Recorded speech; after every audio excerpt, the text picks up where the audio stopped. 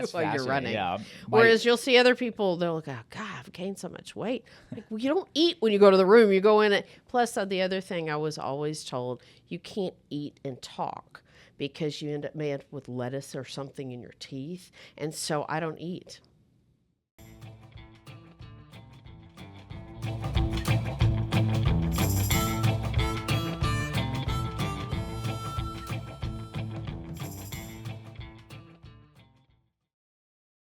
Howdy, everyone. Welcome to another episode of the Texas Bullpen Podcast. It's Jonathan Ritchie here with a very special guest, current Railroad Commissioner Christi Craddick, who's also running for comptroller. Thank you so much for being here. Thanks for having me. Yeah, so, we love having candidates come in, and I always like asking them to kind of start at the very beginning and introduce themselves because, obviously a lot of our listeners, they're engaged in politics, they know about that, but they might not know kind of, where you come from and where your start is. So why don't we start there at the very beginning? Born in Midland, and then what happened next? Born in Midland, came to Austin.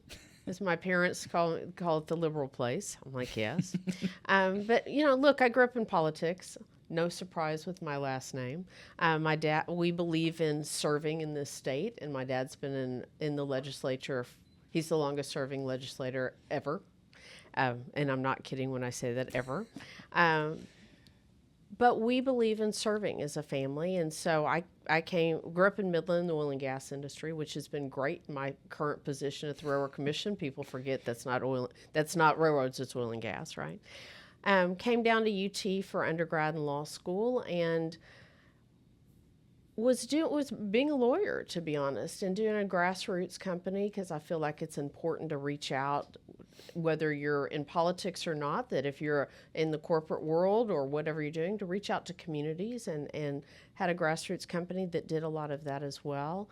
And now 15 years ago, I guess, when the Railroad Commission seat, one of them was coming open, my dad walked in and he said, well, so-and-so's not going to run again. In fact, they're going to retire, and we're trying to somebody called and said, who do you think ought to run? Do you have any ideas? And I looked at my parents and I said, I'm interested. My mother was getting ready to sit down and almost missed the chair, right?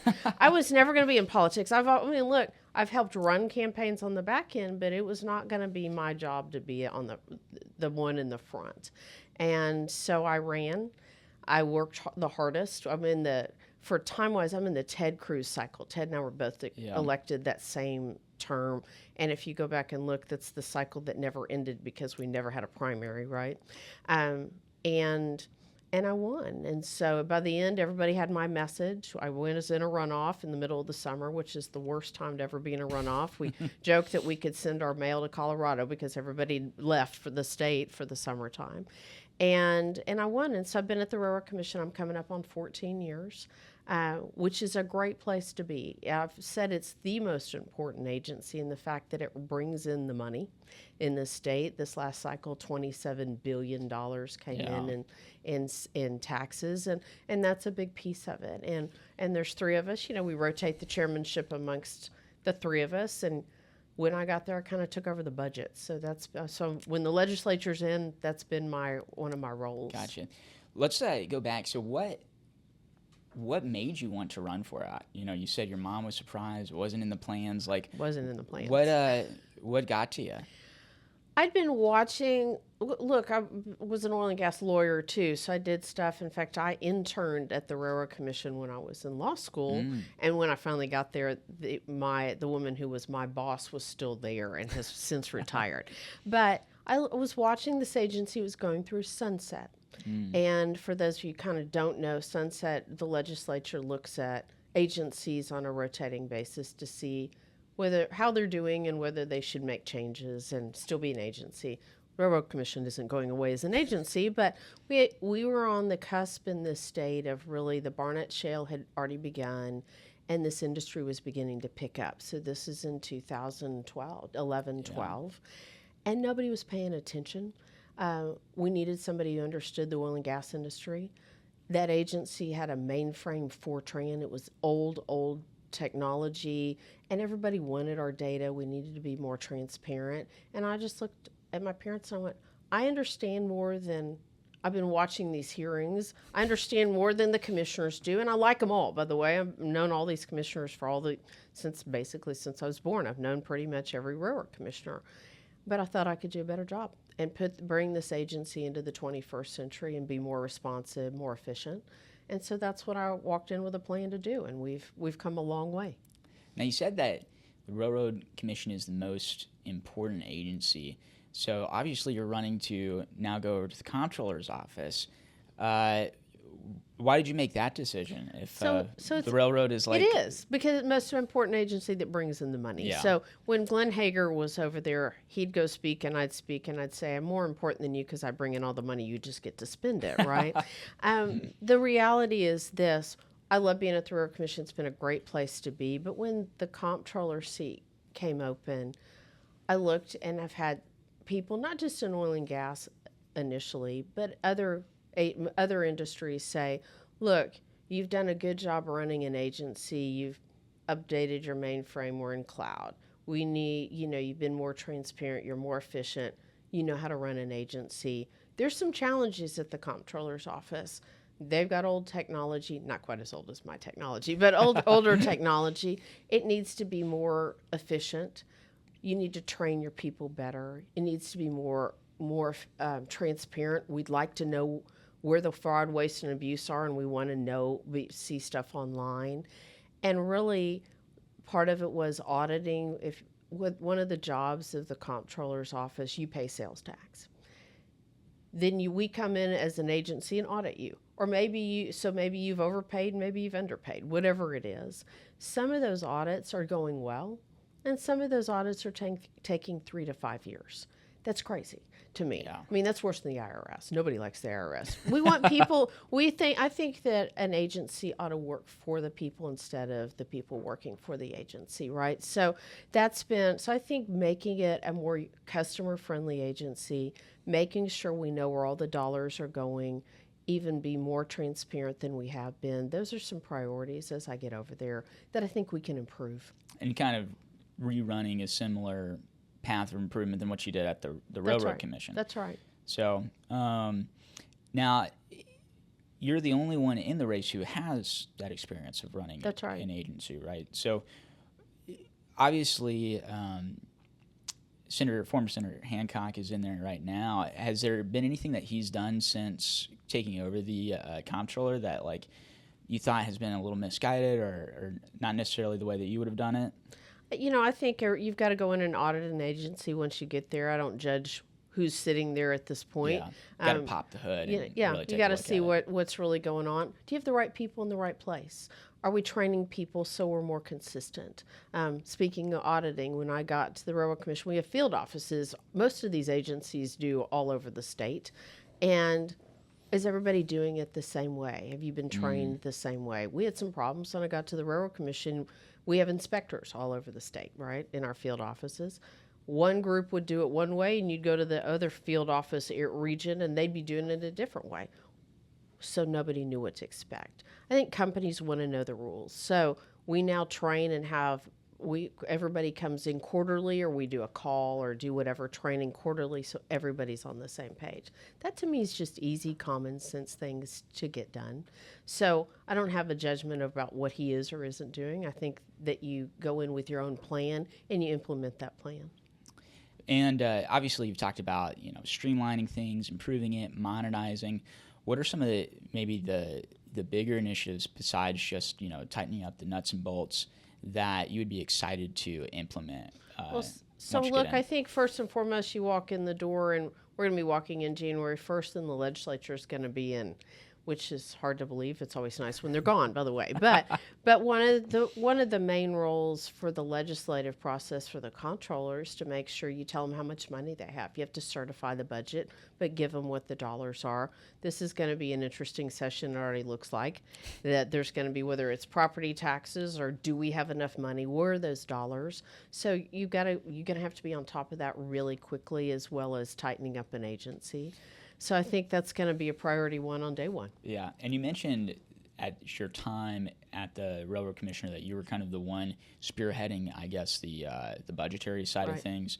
Tell us a little bit more about that. Like, how does that process work? Obviously, the tax revenue from oil and gas is just massive. It is. In Texas, and a lot of our that's probably the lion's share of our. It's about, so today the oil and gas industry brings in about a third of the state's economy, brings it in. Those dollars, and they pay everything. So you pay sales tax, they pay sales tax. You pay motor vehicle tax, they pay, every tax. Plus, the oil and gas industry also pays what's called severance tax. Severance taxes go into the rainy day fund. What are a severance tax? You drill a well, or an oil well, natural gas well, and you pay a percentage of that well that your profits go to. Is it called severance tax? You've severed the mineral from the land. That's how they get the name. And it's in our rainy day fund. Our rainy day fund is $17 billion today. That's a lot. It's bigger than Rhode Island's whole budget, right? It's bigger than my rainy day fund. It's a lot more than mine too. And so one of the things that you want to make sure the legislature understands, they can't tap that rainy day fund for everything. But what they've already done, we use $1 billion into schools. Public schools go into it, get dollars. We use about $6.5 billion goes into roads on a regular basis for maintenance across the state, and for water infrastructure and other things Hurricane Harvey came out of the rainy day fund, right? These are important things. So they're by their rules and their regulations about what they can vote and use. They can't use all that money. That's not a bad thing, I don't think. But I've regulated an agency that's had ups and downs because we're fee-based as an agency. The oil and gas industry, it pays for the Railroad Commission to exist, and we don't want to raise fees. Nobody wants to raise fees. I think they pay enough. We have ups and downs, though, because when they're not drilling, because the price of oil, for instance, then our budget at the Railroad Commission goes down. One of the priorities has been for us at the Railroad Commission is to get our budgets as much consistent as we can. Because think about, you're off 30% for 6 months, and then all of a sudden they start drilling again, and you've got to make sure you're out there inspecting one way or the other. Yeah. So we've done a pretty good job while I've been there, making sure all the fees that we have something to do with now go into the agency, so we don't have big dips, but we still do. I think you've got to understand that the state could have dips too. We've been blowing and going, which is great. Oil and gas industry has been a huge part of that. The price right now is a little bit lower than where we were a year ago at this time.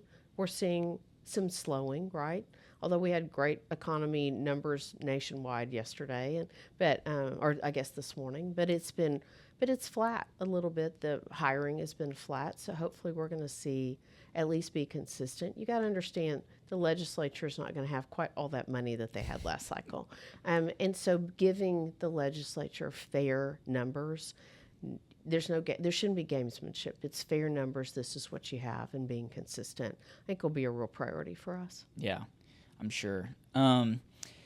So what's it been like out on the campaign trail? Obviously, this is far from your first kind of statewide runaround, but what's it been like this time? Obviously, running for a new seat, having all the different candidate forms. Have you been enjoying it this time around? Yeah, there are a lot more people coming out this cycle than there were last cycle. I was up last cycle. People were coming out, but they weren't as much. This cycle, there's a lot of people at these candidate forums and at meetings, which I'm glad about. I think they're all trying to get educated about. There's so many races. And also it's a very interesting, fun site. There's some, and we're running into all those races too, local or statewide. So that's been interesting to see kind of what everybody thinks and what their questions are. I think there are people really concerned about the direction of the country, and I'm glad they're engaged. So, what's the most interesting question that you've been asked? Well, I don't know. A lot of times, and we've laughed at my house. I've run for 2 offices, and nobody knows what they do. So, explaining what the comptroller does, or explaining and how important it is, explaining what the Railroad Commission does. I get those at almost every forum. When you explain you're running for the CFO job, they kind of get that. But when you start looking at them and saying, "Look, You have a budget at your house. My job is to run the budget for the state and run it conservative like you do. They all go, oh, okay, now we understand. So I Yeah. think that question's been really almost consistent across the board. What do you really do? And yeah, I mean, they're both such pivotal kind of agencies, but kind of behind the scenes. But if they weren't there, we would all notice. That's for right. sure. That's right. Another question we like asking everybody is, where has been the best food that you've had on the campaign trail? So the real problem is this: I don't eat when I'm on the campaign trail. At all? At all. Not at the events. I've learned when I ran the first time that, and what happened, and one of the reasons I think I won, all the men, and there was one woman who ran against me, but a lot of them would sit and eat at the events, and I'd work the room, right? You don't go for the food. You go to visit with people. And so I'm an M&M person, so that my staff always has M&Ms or a bar in their bag, or they bring it. So I don't eat most of the time. It's a good way to keep your weight off while you're running. Yeah. Whereas you'll see other people, they'll look, oh, God, I've gained so much weight. Like, well, you don't eat when you go to the room. You go in it. Plus, the other thing I was always told, you can't eat and talk because you may end up with lettuce or something in your teeth. And so I don't eat. Wow. But I mean, like, say after the event, maybe you go out and get maybe, dinner. maybe, but we really don't. We come home or we're moving to the next just deal. straight So yes, M&Ms. Maybe occasionally Chick-fil-A night, right? Okay. What's your Chick-fil-A order? Chicken nuggets. Chicken nuggets. Chicken nuggets with some fries. I mean, it's hard to go wrong with that. It's hard to go wrong with that. And you can eat those while you're driving and doing your next thing. Man, just always moving. We go. Always moving. When I travel, we build an entire day out, and we leave at 8:00 in the morning, and I come home at 9:00 at night. It's a full day. Man alive. That's I'm tired just hearing about it, but maybe we need to get some M&Ms here at the office. M&Ms. Keep some on. Peanut M&Ms are good too. By the way. Okay. Is that regular M&Ms are okay? But peanuts are. Well, you get a little protein. See, you get a little chocolate kick, and there you go. That's right. This is really good. Write this down. This is good stuff. I do like the peanut M&Ms the best. They're very good. Yeah. So now all I'm thinking about is that I couldn't imagine not just being on. Because I don't eat breakfast. I'm kind of one of those. I eat about one meal a day. So. Look, if there's a cookie place, we might stop at the cookie. We like sugar in this group; it keeps you going. That's awesome. And then look, I'll have real. I actually eat really healthy, to be very honest. But when you're on the campaign trail, it's hard. But I'm not sure why you sit and eat at something. No, look, and because if you're gonna speak, you don't have time. Yeah. Wow. That's my favorite. This is the trick. This is my favorite question. This is good. I'm gonna start. I don't know what other people say. That. There's some good food. It all looks decent, but. This is so funny to me. I love that. So let's step out of campaign mode, step out of running a state agency mode. You mentioned obviously your father's service to the state, still serving the state. Mm-hmm. Growing up around the Texas Capitol, like what are some of your favorite stories that having watched Texas politics for so long and been just kind of there seeing it. Obviously, you've gotten to meet a lot of the people involved. What are some of your favorite characters who have come across Texas politics? There's a lot of characters in Texas politics. I think as a kid, I grew up, and I'll go into the Capitol, and I always like going to this. If you haven't been to the state Capitol, go, and go to the center, and I always like standing and looking at the star and doing the echo. So that's one of my favorite memories as a kid. Look, I think there have been a lot of people, Republican and Democrat. The dynamics have changed a lot in the last 20 years. But you got to remember, you've got to get things done. And so whether you're Republican or Democrat, you got to figure out how to work together in that building. Some days it's easier than others. And I started working around the building during the Bullock World, which was... Who was a comptroller, that's right. In fact, I've talked to a few of the people who used to work for him. I'm like, okay, what did we do before? Because you can always learn, I think. And they're like, well, we used to do it this way. I went, well, I'm not sure that without Bob Bullock you could do it that way anymore. So he was an interesting character. Just learning, I think there's always people to learn from and ask questions. And one of the things that I've learned being around that building, somebody's willing to help you if you go ask for help. They're also, we've tried a lot of things, so go ask both the people who've been there for a while, but the young people and business people who come into the Capitol too have a different way of looking at the world, and that's really important too about how we do things differently. So, look, you've got to be friends with everybody, and as a statewide agency, you're responsive to whoever calls you over there. So I go into anybody's office, by the way. There are days that you go, oh God, that person isn't going to help me. That's okay. They might. You also have to give them good, fair information. So one of my favorite stories, though, is a governor named Bill Clements, who was the first Republican governor we'd had in this state as I was growing up. And he was a smart man.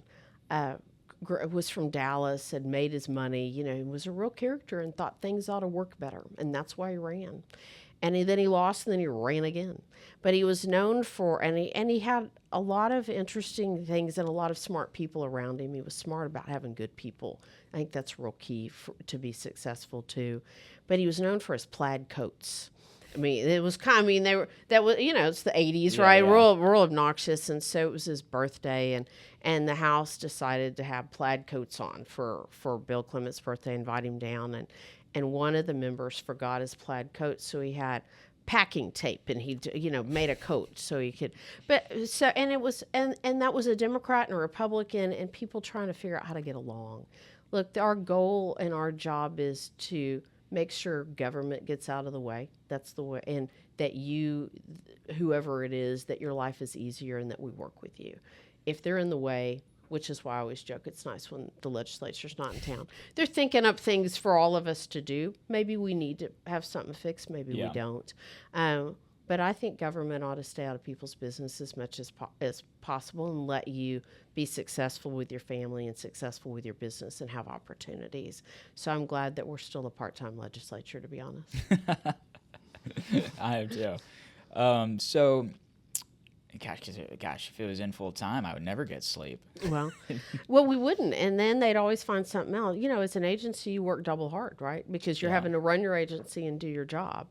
And then they're asking you about every week to come over or every few days to come over and testify or give them information. So it's a full-time job. They forget about that. They're only here for a short time, and they think you ought to be responsive, which you should be.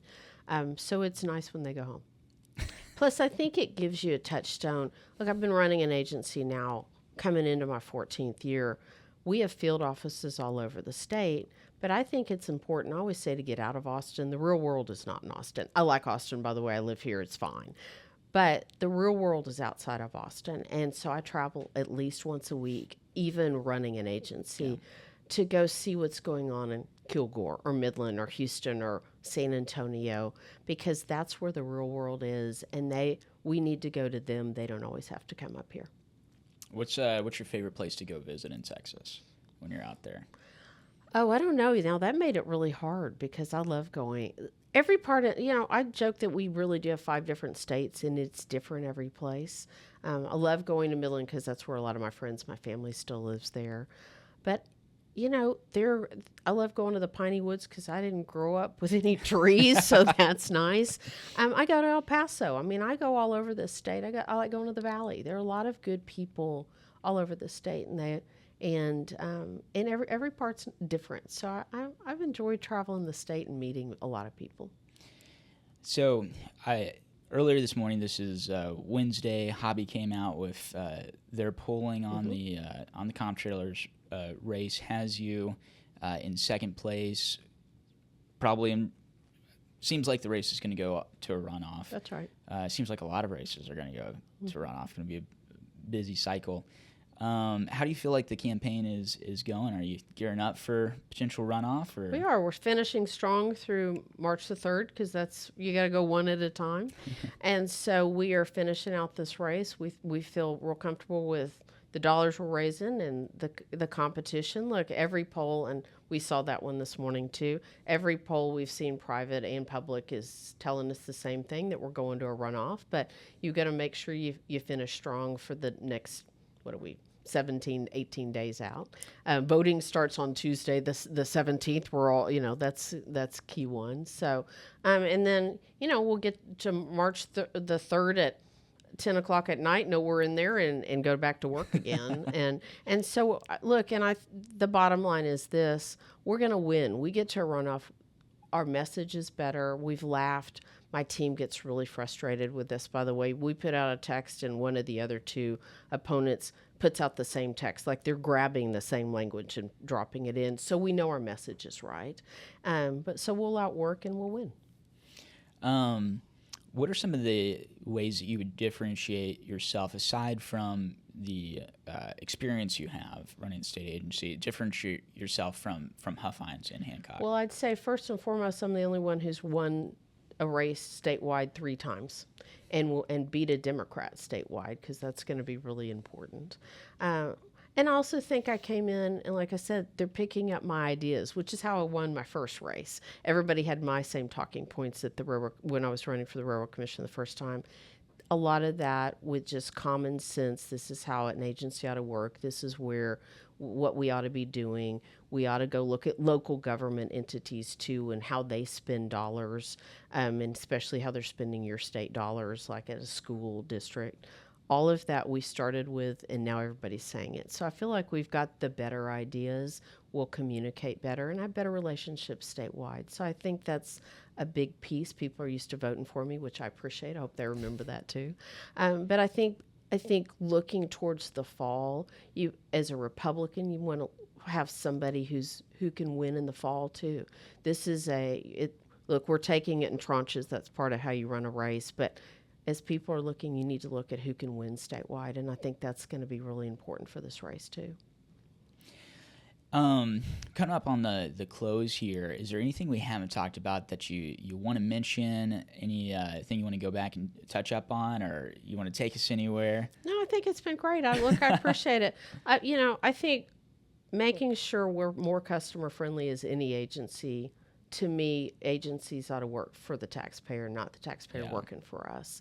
And so that's been my philosophy at the Railroad Commission. That's how I think government ought to work, and have those conservative values that I've always had.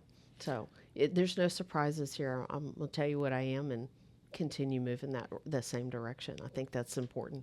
Well, thank you so much for taking time in your day to join us. I'm sorry I didn't have M&Ms That's okay. here on the table for That's you. okay. We'll go look at my website, Christi Craddick for comptroller.com, and you can see what our common sense plans are. So yes, thanks for having me. Well, we'll send you some M&Ms. Oh, no, that's I don't know if I need that. But thanks so much. You also travel safe out there, and we'll see you out on the campaign trail. Thank you.